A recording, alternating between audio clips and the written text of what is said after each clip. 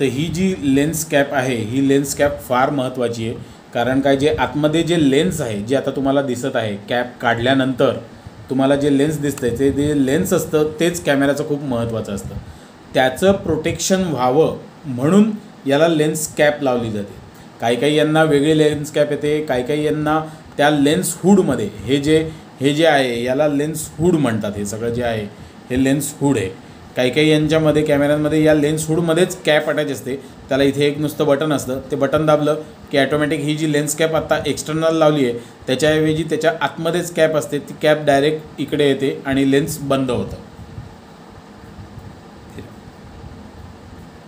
आता इथे तुम्हाला वरती दिसतंय ते झूम इन झूम आउटचे किंवा बटन टेली आणि वाईड, त्याच्यावर दिसतंय तुम्हाला टेली म्हणजे टी म्हणजे टेली, त्याच्यावर टी लिहिलेलं आहे.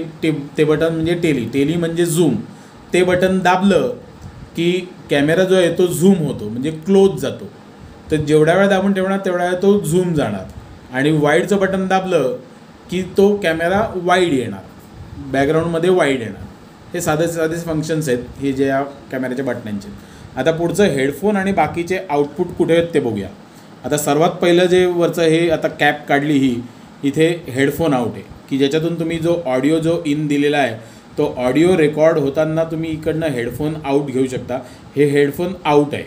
या इकडनं हेडफोन तुम्ही लावायचा आणि तुम्हाला कॅमेऱ्यात ऑडिओ रेकॉर्ड कसा होतो आहे ते दिसतं. त्याच्या खालची जी कॅप आहे ती काढली की कॅमेऱ्याचे रिमोट आणि बाकीच्या सगळ्या ॲक्सेसरीज इथे लागतात.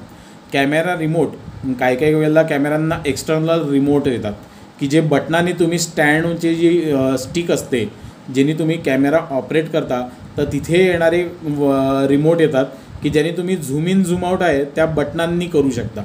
तर असे रिमोट इथे कनेक्ट करायचे असतात. तर असे हे 2 आहेत. आता याच्यापुढे आपण कॅमेरामध्ये कार्ड्स कुठे टाकायचं ते बघूया. कॅमेऱ्याचे कार्ड्स जे आहेत ते टाकायचं इथे आहे. हे तर आता तुम्हाला समोर दिसतं आहे. हे इथे समोर SD कार्ड्स जे आहेत ते कॅमेऱ्याचे जातात. हे याचं पाठी घ्यायचं, एक SD कार्ड आणि दुसरं SD कार्ड, असे 2 SD कार्ड इथे टाकू शकतात. आता SD कार्ड मी तुम्हाला दाखवतो की SD कार्ड कसे आहेत ते.